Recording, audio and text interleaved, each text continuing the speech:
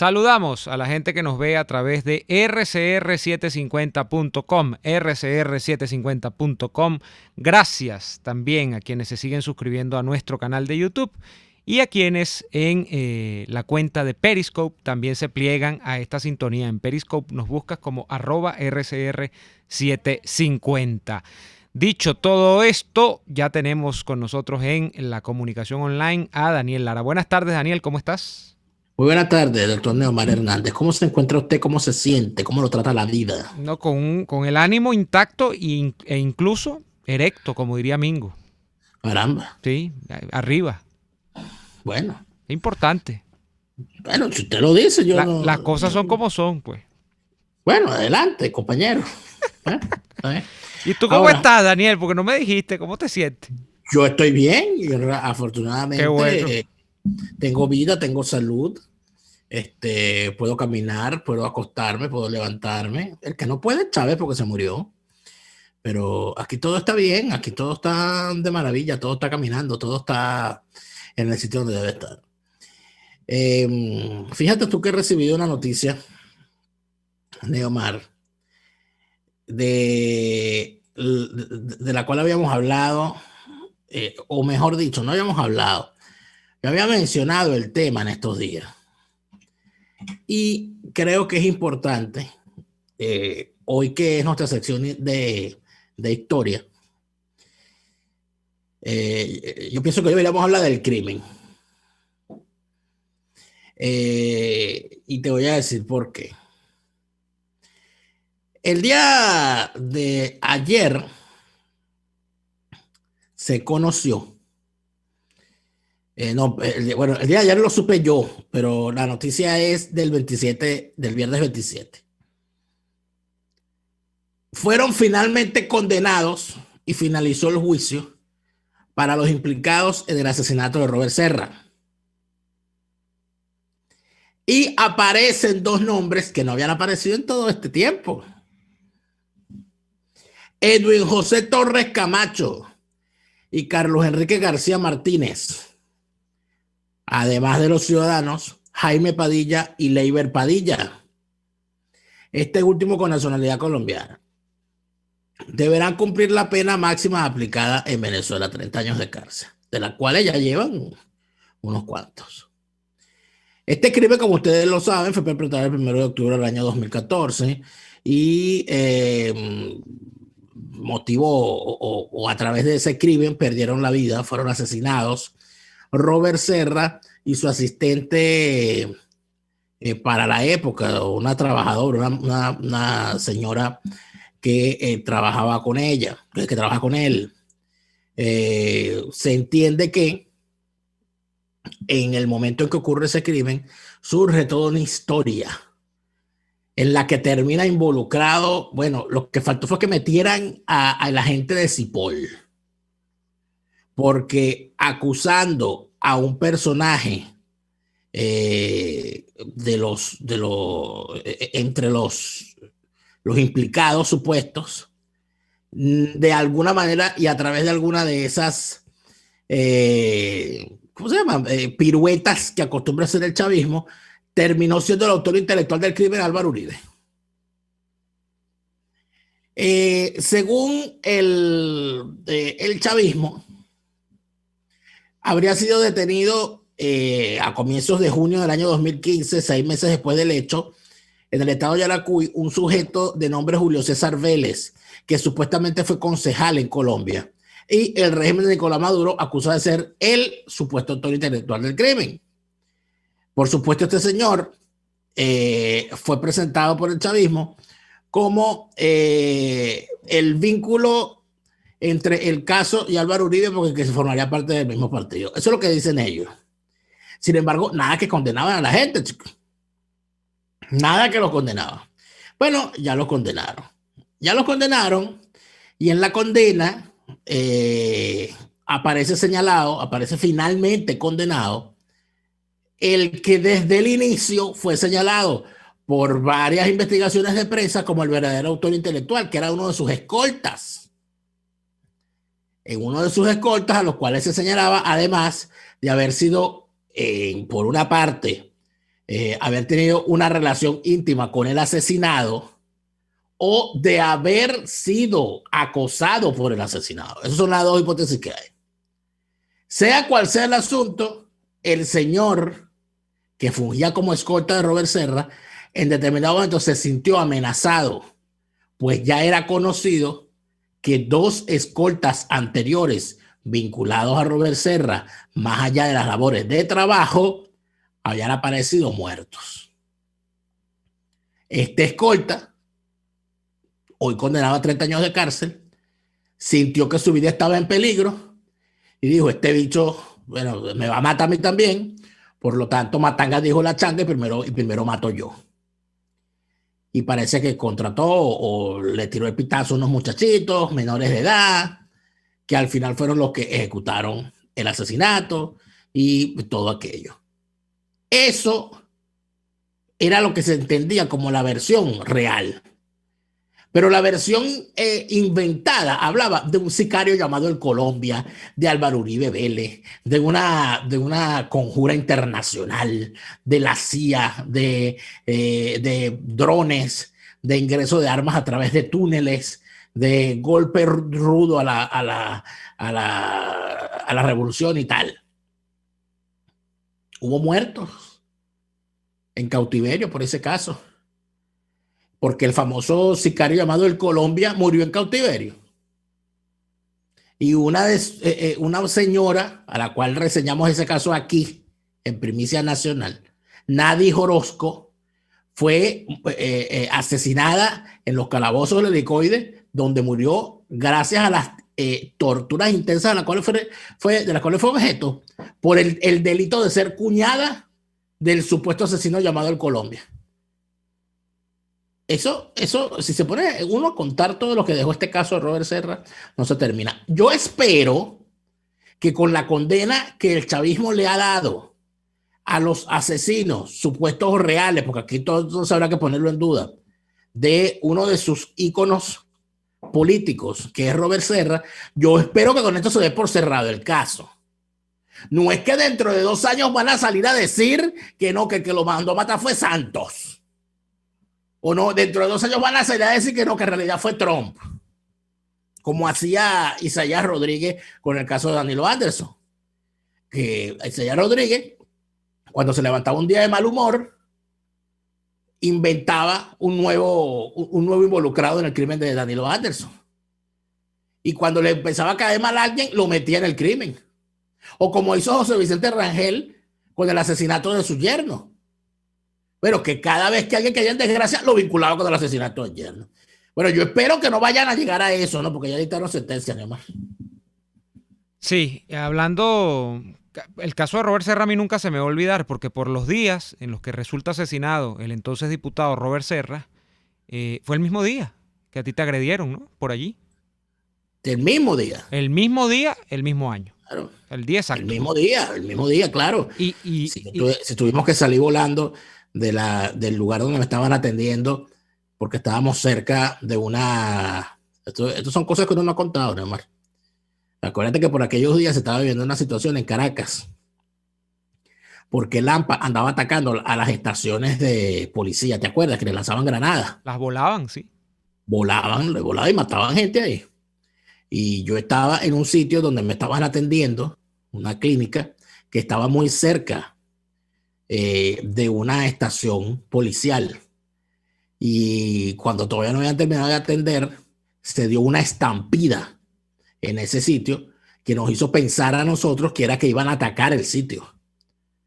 Y bueno, y entre otras cosas yo tuve que salir huyendo del sitio donde me estaban atendiendo, bueno, con todavía la herida fresca, en previsión de que fuese a ocurrir algo allí. Y en el camino nos enteramos que lo que había ocurrido era que habían ordenado una movilización general por el asesinato de Robert Serra. Eso fue el 1 de octubre de 2014. Así es. ¿Y cuánto ha corrido debajo del puente después de 6 años? Uno ya decía que era un país que pintaba mal, un país en el que, como tú has asomado, la criminalidad ya era un componente importante de la vida nacional.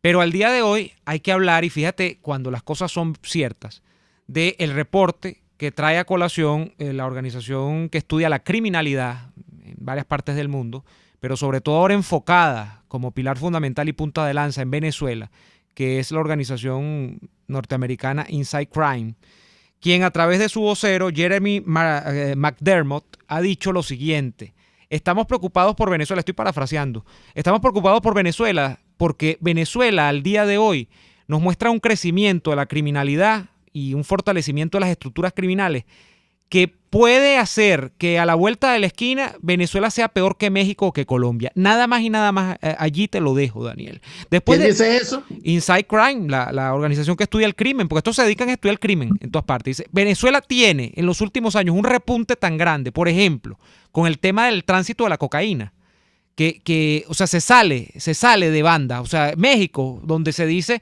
y tú sabes lo que pasa en México, por ejemplo, con los periodistas, que los asesinan a dos por locha. Y en México, donde hay territorios que están absolutamente tomados por los carteles de la droga. En Colombia pasaba más o menos igual hasta hace nada y sigue ocurriendo, incluso todavía en algunos sitios de Colombia. Bueno, dicen, Venezuela está peor, o sea, la proyección que tiene Venezuela con respecto a lo que era hace unos años atrás, a lo que es ahorita, va a ser terrible. Y si no se le pone coto a la situación, bueno, Venezuela se va a salir de banda. Pero yo no sé de qué Venezuela me estás hablando tú, porque la Venezuela que yo veo a través de las redes y la cosa es gente feliz comprando Nutella en bodegones, comprando por delivery, hay una gran cantidad de emprendimientos, ahí ya no se ve el caso de pequeños empresarios y comerciantes haciendo largas colas frente a las oficinas de rentas municipales para registrar sus negocios, sino que al revés, se ve como funcionarios de rentas municipales van a los comercios a decirle que necesita una patente, tómela, necesita una exención, tómela, y que los negocios están floreciendo. Yo creo que tú estás viviendo en el país equivocado, Neomar. Fíjate que no deja de ser interesante porque esta organización, a través, repito, del vocero Jeremy McDermott, hoy ha dicho que y me pareció las cosas más interesantes, tiene un resumen en el Nacional, por ejemplo, eso fue creo que una videoconferencia. Él ha dicho que la explicación, por ejemplo, para que Maduro siga en el poder, no más tiene que ver con el hecho de que Maduro le entregó el control del territorio a bandas criminales. No estoy hablando solamente del Tren de Aragua, por ejemplo, que él dice que es un ejemplo ya de una cosa más sofisticada en cuanto al crimen. Estoy hablando de los reportes que hay sobre el ELN y habría que pensar, ahora que se habla tanto del proceso de paz colombiano, que fue la gran maravilla que dejó Juan Manuel Santos en Colombia, cómo ese proceso de paz fue una maravilla para Colombia, pero una desgracia para Venezuela, porque se tomó Venezuela y porciones importantes de su territorio, nada más y nada menos que como santuario de los exguerrilleros, que aquí no se han desmovilizado, aquí simplemente se han movilizado hacia el territorio venezolano para seguir actuando a sus anchas, ¿no? Se dice que ese extraño maridaje en el que entró Maduro cuando muere Chávez, porque Chávez, que tenía un estado pretoriano, militarista, donde los militares habían sido puestos a las primeras funciones o a la cabeza de las funciones más primordiales del Estado venezolano, y que ese Estado se financiaba fundamentalmente con el ingreso petrolero, como ha sido toda la vida Venezuela, desde tiempos modernos. Eso ha transmutado en la era de Maduro, cuando además están las sanciones, porque la gran pregunta afuera es, ¿y cómo hace Maduro para mantener el barco a flote si no hay ingreso petrolero por las sanciones? No se puede colocar tan abiertamente el petróleo venezolano en los mercados internacionales. ¿Tú te acuerdas que yo dije una vez en un programa, Daniel, y me perdonas el yoísmo, pero es que las cosas como son, que cuando llegase el momento en el que el petróleo venezolano no se pudiese vender en el mundo, llegaría el momento, si es que Maduro seguía en el poder, de que ese chavismo diese explicaciones de dónde sacaba las fuentes de financiamiento? Y aquí esta gente ha trocado con la verdad. Dicen, entregaron ese Estado que antes era de militares que apuntalaban a Chávez en el poder y que tenían como renta principal la renta petrolera, a renta de las drogas y de los grupos criminales. O sea, literalmente están diciendo que Venezuela es un Estado que vive de rentas del narcotráfico y de rentas de, por ejemplo, tráfico de armas, rentas de la guerrilla, rentas de grupos de extorsión, todo eso. O sea, todo el crimen conjugado en un hub llamado Venezuela. Y eso es fundamentalmente la obra de Maduro en este tiempo. Bueno, no, la obra del chavismo. Bueno, del chavismo, porque Maduro es chavista, a final de cuentas. No te equivoques, del chavismo en pleno. Acuérdate que esto empezó en el 99, cuando el chavismo empezó a relativizar con respecto a la lucha contra la delincuencia, y empezaron a pintarse escenarios ajenos a la realidad, como por ejemplo, empezaron a decir, en un país azotado por las megabandas, por los secuestros express y por los asaltos para robarte un par de zapatos, donde no solamente te robaban el par de zapatos, sino que te mataban también. Eso era al inicio de la llegada del chavismo al poder. Bueno, Hugo Chávez decía que lo que había era un problema sistémico, porque los delincuentes eran delincuentes porque no tenían más remedio. Porque imagínense, si usted tiene hambre no robaría. Y se lo preguntó a la presidenta de la Corte Suprema de Justicia en vivo y en directo, cadena nacional, la cual se quedó calladita escuchando aquello y fue incapaz de pararse y de decir, yo esta no me la calo. Bueno, ella se caló muchas e inclusive colaboró con muchas, Cecilia Sosa Gómez. Pero cuando tú te das cuenta de cómo se relativizaba el tema del crimen y cómo inclusive se ponía al criminal como una víctima del sistema, porque no habían tenido oportunidades y tal. Y uno decía, bueno, pero ¿y este demonio de qué está hablando? Si él tuvo las mismas oportunidades que yo, porque Hugo Chávez salió de un caserío de Barinas a estudiar en sus escuelas y todo aquello, y terminó en la academia militar. Y sus hijas fueron a la misma universidad que yo. Y se graduó una sola 15 años después, porque no pudo, la otra no pudo con la carrera. Entonces, dándole ese discurso fatuo, ridículo a la gente, victimizando al delincuente, poniéndolo como una víctima del sistema, y además de eso, clasificando el crimen, clasificándolo, en el sentido de convertirlo en un tema de clase. O sea, de que el pobre roba porque tiene derecho a robar porque es pobre. Y al rico lo roba porque tiene. O sea, en eso se convirtió el chavismo. ¿Y en qué terminamos? Bueno, en una población, en una clase media pegada contra la pared, huyéndole a los delincuentes, en una población de clase media escondida dentro de sus urbanizaciones, encerrada bajo 7 llaves, escondiendo todo cuanto tenían detrás de rejas para evitar ser robados y asaltados. Y mientras tanto, el chavismo construía este aparato de desgracia en el que se ha convertido Venezuela. Vamos a ir al corte, de Omar. Así es, vamos a la pausa y seguimos con este tema a la vuelta de la pausa comercial. Ya venimos con más. Usted escucha Y Así Nos Va, con Daniel Lara y Neomar Hernández, solo por RCR 750 AM. Puedes seguirnos en nuestras redes sociales. En Twitter, @RCR750, la radio que se ve. Antojos de pizza, pasta o risotto durante la cuarentena. Lo resolvemos. En Il Sapore de la Nonna tienen delivery a varias zonas de Caracas. Así es, Il Sapore de la Nonna te lleva lo mejor de la comida italiana hasta la puerta de tu casa. Haz tu pedido por el 0212-634-0982 o por el 412-569-9404 y disfruta de todo su sabor. Il Sapore de la Nonna en cuarentena sigue siendo el sabor de Italia en Caracas. Señoras y señores de las urbanizaciones Santa Mónica, Los Chaguaramos, El Valle, Valle Abajo, Cumbres de Curumo, Colinas de Bellomonte y zonas circunvecinas, todos los jueves, viernes y sábados por la mañana en la avenida Francisco Pimentel de Santa Mónica se instala la Gran Feria Santo Cristo de la Grita, donde te ofrecen y consigues las más frescas frutas, legumbres y verduras cultivadas en los páramos andinos. Acércate y comprueba su calidad y precios sin competencia. Gran Feria Santo Cristo de la Grita, economía, frescura y calidad. En Arnamar contamos con una muy extensa gama de productos cosméticos de primerísima calidad para el cuidado personal de toda la familia. En Arnamar nos sentimos orgullosos de ofrecer tratamientos especiales para el cabello y para la piel tanto de adultos como de niños, bajo las más estrictas normas internacionales. Y en Arnamar siempre estamos innovando para satisfacer las exigencias de la calidad de vida de hoy.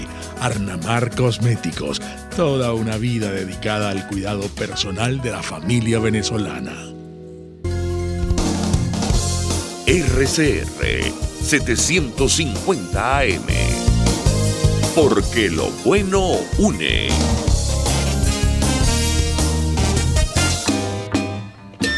Les estamos presentando Y Así Nos Va, cuando se tiene algo que contar, con Lara y Hernández, solo por RCR 750 AM.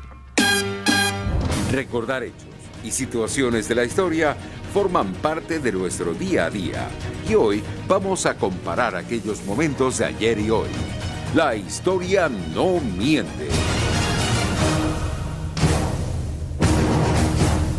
Comentábamos en la primera parte este reporte de Inside Crime sobre el repunte de la criminalidad en Venezuela. Pero es que cuando las cosas son ciertas, y esto a propósito, Daniel lo comentaba también, de lo que parece ser al final de cuentas el esclarecimiento del escabroso caso de Robert Serra y el crimen que detrás de ello se escondió por años. Ya son 6 años de aquel asesinato vil, ¿no? de Robert Serra, porque por más que sea, nadie merece morir como un perro y que le metan 30 o 40 puñaladas, ¿no?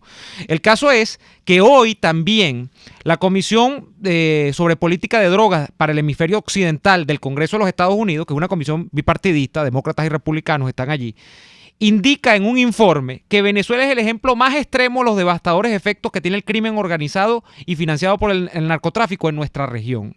Esto no es coincidencia, o sea, lo de Venezuela ya es tan difícil de tapar que todo el mundo dice, mira, esto es un desastre. Por ejemplo, poniendo cifras y hablando en retrospectiva, en 2011, las estimaciones que tenía esta comisión era que en Venezuela se trasegaban 38 toneladas métricas de cocaína por año.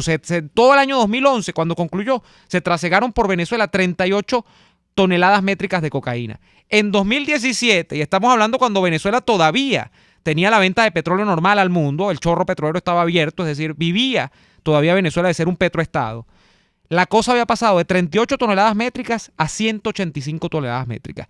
Vaya usted a saber cómo esté eso ahorita, con el desastre que además significó el acuerdo de paz en Colombia, con el desastre que es tener a un Maduro sancionado y sin fuentes de financiamiento oficiales, buscando acuerdos con bandas y megabandas por todo lo ancho y largo del territorio nacional. Vaya usted a saber. Si nos vamos para atrás, y seguro Daniel recuerda esto, Chávez sacó a la DEA de Venezuela en algún momento. Yo creo que fue en el año 2004-2005. Eso fue una cosa tirante como por 2 o 3 años. Arguyendo en su momento que la DEA era una oficina de espionaje de los gringos en Venezuela. Que la DEA era una oficina que pasaba reporte y que se cuadraba con el golpismo en Venezuela. Valiéndose además de todo el tema del paro petrolero, del gobierno interino breve de Carmona y de vincular al Departamento de Estado de los Estados Unidos con todo aquello, Chávez incluso entonces tuvo el argumento para sacarlo, los expulsó de Venezuela. No hubo más cooperación antidrogas entre el gobierno de los Estados Unidos y su oficina central, que es la DEA, para el tema del control de las drogas, y el gobierno de Venezuela. Se acabó eso. Eso que es normal en cualquier país, por lo menos de América Latina, que quiera tener una política decente de control a las drogas. ¿Qué ha pasado desde aquel entonces hasta ahorita? Cosas como las que estamos comentando. Reportes de Inside Crime, reportes de esta comisión del Parlamento de los Estados Unidos. Y es que no puede ser de otra manera. No ha parado de repuntar el trasiego de drogas por Venezuela. No ha parado de repuntar la actividad de grupos criminales en Venezuela. No puede ser de otra manera porque la promoción desde el primer día ha sido al delito y al delincuente. Eso es lo que tenemos nosotros acá, Daniel. Lo que tenemos además es una situación en la que el criminal tiene una protección del Estado que no tiene la víctima. Que se construyeron una cantidad de leyes que además de eso, poco a poco fueron permitiendo que el Estado, haciendo uso de esas mismas leyes, terminara dejándole no solamente las cárceles a los delincuentes, sino también el control de las calles. Antes se hablaba que los delincuentes, cuando llegó el chavismo al poder, que los delincuentes controlaban las cárceles, que había delincuentes que habían decidido o que habían tomado el control de cárceles teniendo armas o armando bandas donde controlaban sectores de cárceles, etc. ¿Eso con el chavismo se acabó? No, eso con el chavismo aumentó exponencialmente, pues en Venezuela las cárceles pasaron del chuzo de la democracia a los fusiles y granadas del chavismo dentro de las cárceles. Y se pasó de una Venezuela donde las cárceles estaban en algunos sectores o por sectores controlados por bandas internas, y algunas cárceles incluso estaban bajo control de esas bandas internas, a convertirse bandas enteras en propietarias de las cárceles, y no solamente en propietarias de las cárceles, sino en propietarias de la calle, desde la cárcel. Famosas son las extorsiones que se cometen desde distintos penales, con gente que recibe llamadas telefónicas al azar. Dice, mira, te habla fulano de tal, de la cárcel tal, deposítame tanto, o venme a traer tanto. Se multiplican los casos de gente a las cuales les han robado su vehículo y han tenido que ya pagar el rescate en una cárcel. Bueno, hay centenares de casos de gente a las cuales le han secuestrado familiares y han tenido que ir a una cárcel a pagar. Esas cosas ocurrieron. Esas cosas ocurren en Venezuela. El delito se controla desde las cárceles. ¿Y las cárceles quién las controla? Nadie. Porque ni siquiera Iris Varela. En este momento se le pregunta a Iris Varela cuántos presos hay en Venezuela. Esa señora no sabe. Porque en Venezuela no se cuentan los presos desde que Tarek El Aizami era ministro de Relaciones Interiores. Eso ocurrió en Venezuela. En Venezuela se sabía quiénes estaban bajo custodia del Estado. Bueno, pues no. Ya eso, ni siquiera eso se sabe. Pero si de crímenes vamos a hablar y si de barbaridades vamos a hablar, al regreso quisiera comentar un caso trágico del cual me he enterado el día de hoy también, que envuelve lamentablemente a un conocido director y actor de teatro caraqueño, lamentablemente asesinado la tarde de hoy. Vamos al corte y ya venimos con más de Así Nos Va. RCR les está presentando a Lara y Hernández en Y Así Nos Va por sus 750 AM. Sintonícenos a través de Periscope, @RCR750, la radio que se ve. Tuplata.com.be, la cuarentena no los detiene. Siguen haciendo envíos desde los Estados Unidos a Venezuela, sin complicaciones. Además de eso, buscan tu carga en Tampa, Orlando y Miami sin ningún costo adicional. Sí, no tienes que moverte. Van hasta la puerta de tu casa y se encargan de todo. Tuplata.com.be, con promoción de servicio de pick-up gratis. Hasta en la cuarentena, tuplata.com.be. En los envíos te da la tarifa más baja y en el menor tiempo. Hay sabores de helados que fascinan, obsesionan y enamoran. Sabores como los que consigues en Il Cuore di Gelato. Para los fanáticos del chocolate ofrecen el helado de brownie, el de Oreo, el de Nutella y hasta el de Samba. ¡Qué abuso! ¡Qué abuso! Esta y otras delicias las consigues en Il Cuore di Gelato. Disfrútalas en el nivel feria del Centro Comercial Multiplaza del Paraíso, frente a las escaleras mecánicas. Il Cuore di Gelato. Helados que llegan al corazón. RCR 750 AM. Porque lo bueno une.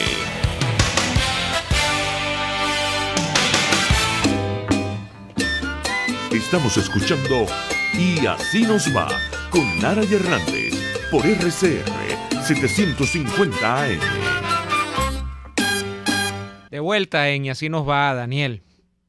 Bueno, resulta ser que en la Venezuela del chavismo somos capaces de enterarnos de casos trágicos y de barbaridades a saber cuál peor que la otra. El día de hoy me he enterado del asesinato de un director de cine, de teatro,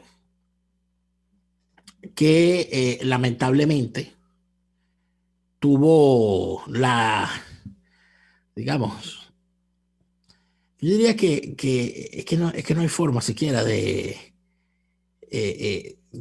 calificarlo. Estamos hablando del director de teatro Alberto Noguera. Alberto Noguera era un director y actor de teatro caraqueño, quien era muy conocido en el ámbito de este nuevo teatro que se está haciendo en Venezuela, en estos circuitos de teatro emergentes, como el Teatro Bar. Fue inclusive director del Teatro Bar. El cadáver de Alberto Noguera apareció en su casa, descuartizado y metido en la nevera. Desde el día lunes, sus familiares no sabían de él y alarmados se movilizaron a buscarlo, fueron a su casa a revisar y se encontraron con la dantesca situación. ¿Qué termina ocurriendo entonces con esto? Bueno, que lo que termina ocurriendo es que aparecen 50.000 hipótesis, aparecen 50.000 especulaciones terminan inclusive señalando a la víctima casi que dicen que fue un suicidio, porque por X o Y circunstancias personales empiezan entonces a especular sobre las razones por las cuales casi que se dejó matar. Pero nadie analiza lo que significa la justicia en Venezuela para el caso de una persona que es asesinada, sea cual sea las circunstancias de vida que esa persona haya tenido. Porque si aquí, para un caso tan sonado y tan particular como el de uno de los héroes de la revolución, que es este señor Robert Serra, tuvieron que pasar 6 años desde su asesinato para que hubiese una condena, imagínese usted lo que le puede pasar a un humilde mortal que no figura en el panteón de los héroes del chavismo. Entonces, cuando tú revisas esas cosas, te encuentras con algo más, Neomar. Aquí se acabó la investigación criminal. Aquí se desmantelaron los departamentos de criminología de los organismos de investigación. Aquí no hay investigación policial. Aquí se acabó la criminología. Aquí se acabó la dactiloscopia. En Venezuela se acabaron las pruebas de trazas de disparo. La planimetría, todo eso en Venezuela, olvídate que eso en Venezuela no existe, eso sí es ahí. Cuando aparece un caso notable, salen, por supuesto, inmediatamente a hacer cualquier tipo de malabares y dicen cualquier cosa que ningún organismo de investigación criminal serio puede constatar. Porque son los procedimientos de SC y CPC, que no es otra cosa que el detrito de lo que una vez fue la PTJ, los procedimientos de esa gente son inauditables.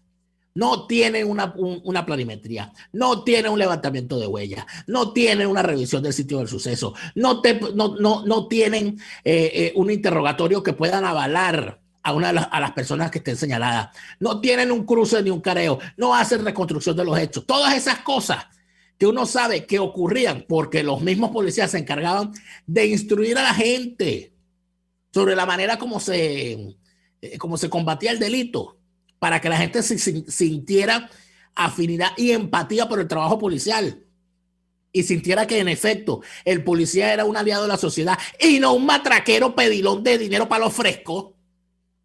En aquellos tiempos uno se enteraba de esas cosas y uno sabía que había en efecto un cuerpo técnico de la policía judicial en el menor tiempo posible y con los mejores resultados, que si el cangrejo de plata, el cangrejo de bronce, el cangrejo de oro.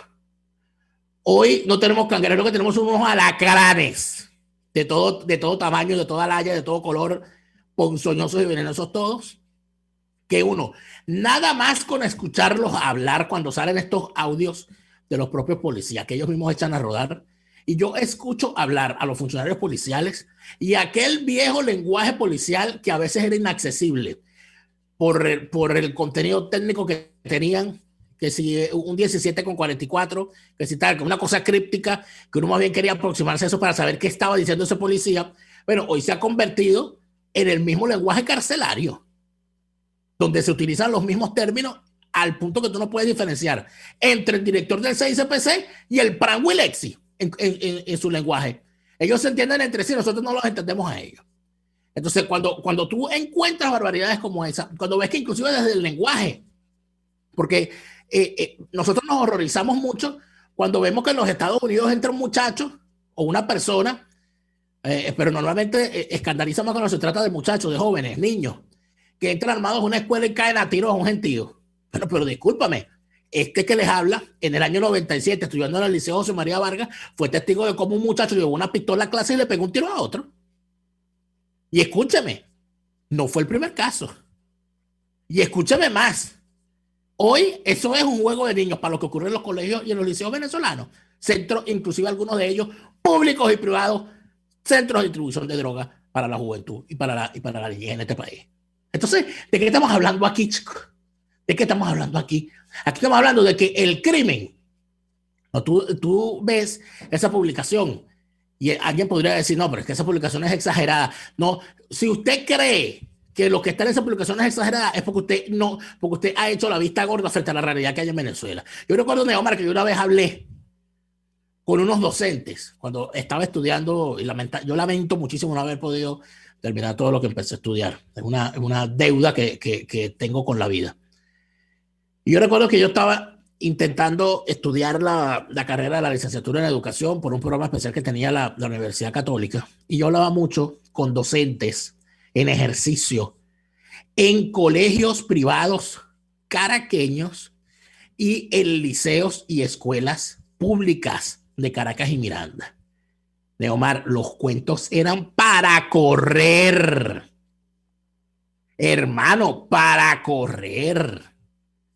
Yo recuerdo el caso de una, por supuesto no puedo dar detalles porque de paso menores de edad involucrados, pero recuerdo el caso de una docente de un colegio caraqueño, colegio privado, que me decía, no, mira, el jefe de la distribución de drogas en el colegio, o sea, eso es mentira, que eso que se dibujaba antes de un tipo malo que le vendía basura a los niños a las afueras del colegio, no, niños, eso se acabó. Ahorita el jíbaro es estudiante, ahorita el jíbaro tiene el uniforme de la camisa azul, y así es igual en los liceos. Estamos hablando de consumo de drogas en las escuelas, camisa blanca, compañero. Consumo de drogas en las escuelas. Estamos hablando de ese tipo de cosas. Eso es lo que el chavismo le ha dado a la juventud venezolana, chicos. Oye, que termino recordando las palabras. Imagínense usted, me han venido a la mente las palabras de Rafael Caldera. Imagínense usted lo mal que estará la hora, para que uno se acuerde de unas palabras de un discurso de Rafael Caldera. Cuando Rafael Caldera regresa de una gira internacional previa a su lanzamiento como presidente en el año 93. Y Rafael Caldera dijo estas palabras en el aeropuerto de Maiquetía. Hay que darle alguna respuesta a esta juventud porque hasta el momento lo que le hemos dado ha sido plomo y droga. Bueno, que revisemos hoy qué se le está ofreciendo a la juventud venezolana hoy.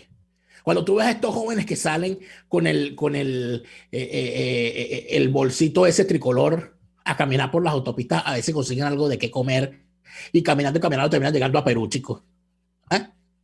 ¿Qué les ha dado el país a esos jóvenes cuando Hugo Chávez decía que la delincuencia existía porque los delincuentes eran las pobres víctimas del sistema? Caramba, ¿qué se puede decir de estos muchachos a los cuales Hugo Chávez los creyó privilegiados por darles un bolso y una canaimita?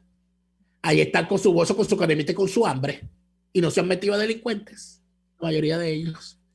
Entonces, cuando la sociedad venezolana haga revisión de esos asuntos, es que nosotros podemos decir de verdad, mira, es que el chavismo lo que hizo fue maximizar nuestras miserias y minimizar nuestras virtudes hasta el punto de que uno se termina sorprendiendo de que todavía en Venezuela haya gente buena. No, pero la hay. Claro que la hay. Yo no lo dudo que la hay. Mira, pero cuando tú la ves, tú dices, oye, qué bueno que todavía queda gente buena.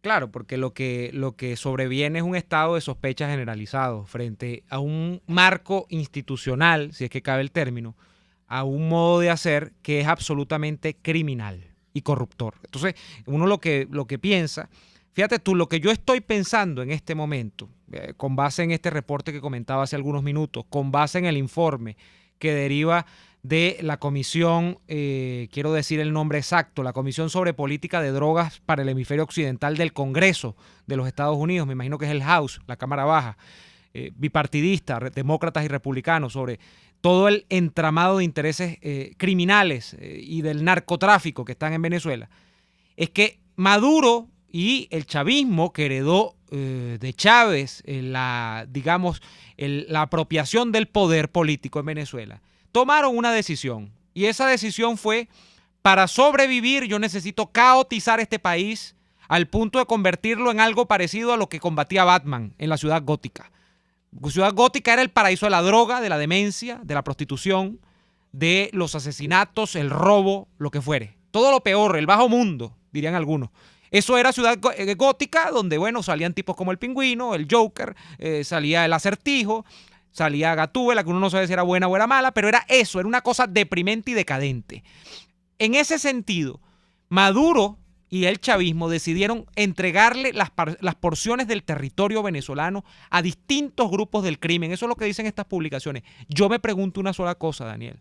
es que alguien cree, y lo hago no solo con efectos internos, lo hago para afuera también. Por ejemplo, para esta comisión del Congreso de los Estados Unidos. Lo hago para el Grupo de Lima. Lo hago para la OEA. Lo hago incluso para esa cosa que no existe, pero que algunos dicen que existe, que se llama la ONU. Lo hago para todos los organismos internacionales de la famosa comunidad internacional. Es que alguien cree que en Venezuela la senda de la democracia, la libertad y la justicia va a regresar de la mano de ¿qué? Del Espíritu Santo. Y lo dice un católico ferviente, ¿cuál soy yo? Pero ¿alguien cree que estos grupos del crimen, cuya decisión del régimen de Maduro fue entregarles el poder y el control del territorio venezolano, van a soltar ese poder político y ese territorio porque sí? Porque vino un día, el ánima del Espíritu Santo los iluminó y les llevó a actuar en consecuencia, es decir, con el bien por delante. Eso no existe, estimados amigos. Fíjense la experiencia de Colombia, lo que significó, por ejemplo, después de tanto darle vueltas al mundo buscando una solución, la experiencia de la seguridad democrática del presidente Uribe, que tuvo sus fallas también, porque para empezar, había grupos delincuenciales que estaban protegidos por el Estado colombiano en ese momento. Y hablo de fundamentalmente sectores paramilitares. Pero lo que significaba un Estado absolutamente caotizado, ¿cuál era el colombiano? Y tuvo que combatirlo a través de la violencia el presidente Uribe y la política de seguridad democrática. O sea, y por cierto, con apoyo internacional fundamentalmente de las agencias de los Estados Unidos. ¿Es que alguien cree que en Venezuela esto va a ser distinto? ¿Es que alguien cree que el chavismo va a ser desalojado del poder después de que le ha cedido en este entramado de intereses líquidos, cuales lo llama también, creo que es Alberto Rey, especialista en temas de seguridad y defensa, donde se coagulan? ¿Por qué líquidos? Porque se coagulan y se empatan intereses de unos grupos que hacen unas cosas con otros que hacen otras, pero que al final de cuentas coinciden en el interés de no dejar el poder, porque el poder del chavismo es la gran mascarada que les permite a ellos seguir permaneciendo y haciendo dinero y manteniendo la impunidad de todas esas actividades criminales. ¿Es que alguien cree que eso va a ser desmontado por obra y gracia del Espíritu Santo? Eso amerita una intervención que no va a ser exenta de dosis de violencia. Lamentablemente eso es lo que tenemos nosotros. Bueno, que haga lo que le dé la gana. Pero el problema es mayúsculo, porque el chavismo, ya parciales del mismo, a veces cuidado y no es la mayoría de esas cuotas de las que componen el total del poder, a grupos criminales. Es un problema muy fuerte y que va a meritar de soluciones tajantes, porque o son tajantes o no son soluciones. Nos vamos al corte con Lara y Hernández, porque la realidad no se tapa con un dedo. Solo por RCR 750. La radio que se ve. Las pastas de Il Sapore de la Nonna son sencillamente extraordinarias. Carbonara, napolitana. De la Nonna te ofrecen las mejores pastas de Caracas, con los ingredientes más frescos y las mejores salsas preparadas al momento. A tuplata.com.be la cuarentena no los detiene. Siguen haciendo envíos desde los Estados Unidos no tienes que moverte. Van hasta la puerta de tu casa y se encargan de todo. tuplata.com.be con menor tiempo. Cuando de helado se trata, la cremosidad lo es todo. Por eso en Il Cuore un regalo para tu paladar. Deliciosos. Disfrútalos en el nivel feria del Centro Comercial Multiplaza del Paraíso, frente a las escaleras mecánicas. Il Cuore di Gelato. Helados que llegan al corazón. Con Lara y Hernández, solo por RCR 750 AM. El nombre del niño. Tiene 4 añitos y ha sido diagnosticado lamentablemente con un tumor de Wilms, que es un tumor neoplásico abdominal. Si en moneda local, en el Banco Mercantil, por ejemplo, tenemos una cuenta acá, pero será muy largo dar el número acá, y hay una cuenta también en G-Coordinen. Cualquier ayuda es bienvenida para el caso de Jeremías. El número telefónico es el 416-815-5018, 416-5018. Ayudemos, por favor, a Jeremías Sánchez en su intervención quirúrgica para remediar esta situación. Daniel. Tenemos a Maris López. No van a soltar el poder, se van a explayar en el poder. Sosa dice, van a soltar esa teta, sobre todo los cubanos. Nos dice Ingrid Ramírez, voy a invertirlo en los nuevos valores. Nos recuerdan aquí Noris Yameli Aricua, que los viejos debemos retomar los buenos modales, porque tienen que pasar de moda, porque tiene que ser anticuado a los buenos días, porque tiene que ser anticuado llamar por teléfono en vez de presentarse usted interpretativamente, sobre todo en estos tiempos de pandemia. O sea, aquí hay una cantidad de cosas, unas cosas cívicas. Bueno, porque el gran fracaso o sea, yo creo que es una cosa básica. Venezuela fracasó cuando del contenido del currículo de estudio y se concentró el tema educativo alrededor del salario de los maestros, sino que la gente dejó de discutir lo que se daba en las aulas. Aquí hubo situaciones en las que inclusive aquí caía la educación privada. Y es que acaso no fue por un decreto con respecto no te metas y terminó con Chávez fuera de Miraflores por 3 días. O sea, aquí se dejó, las preocupaciones no le dan la comida, si le aumentaron el sueldo o no aumentan el sueldo a los docentes, si le dan el cargo fijo o no. Claro. Y entonces, ¿para dónde vamos aquí en esto? Inclusive, Neomar, un minuto más que me voy a robar. Aquí habían cosas como, por ejemplo, había una pequeña situación, que la gran mayoría de los docentes eran mujeres. Y las normas de la época obligaban a una mujer, cuando se casaba, no pasa. ¿Eso qué significaba? Significaba no solamente que la mujer era degradada que empezó a causarle problemas a la educación venezolana. ¿Por qué? Porque los hombres no se dedicaban los maridos los sacaban de la aula de clase. ¿Sabes lo que hubo que hacer? Hubo que modificar el Código Civil, chicos. Un ministro de Educación que se atrevió a trabajar en la docencia sin permiso. Entonces, eso se vivió en Venezuela. Antes de las luchas universales por los derechos de la mujer y tal, ya en Venezuela se estaba avanzando en el y los daban un hombre como Preto Figueroa y un hombre como Larpietri, cada uno de ellos en las antípodas, pero se daban debates sobre la educación. Hoy no se debate sobre el tema, neoperejimenismo, ni los que dicen que son liberales de derecha, que tienen una pared a la derecha, ni los que dicen que son comunistas. Nadie debate sobre educación. Nos vamos, o sea, lograr revertir los efectos del tiempo en el mundo, pero no podemos todavía, no hemos logrado eso. Nos vamos, hasta mañana. Por hoy termina Y Así Nos Va. Síganos en Twitter en Alto50am. RCR presentó Y Así Nos Va, una producción nacional, artículo 14 de la Ley de Responsabilidad Social. Este programa fue presentado por Il Sapore della Nonna, el sabor de Envíos tu plato 150 AM.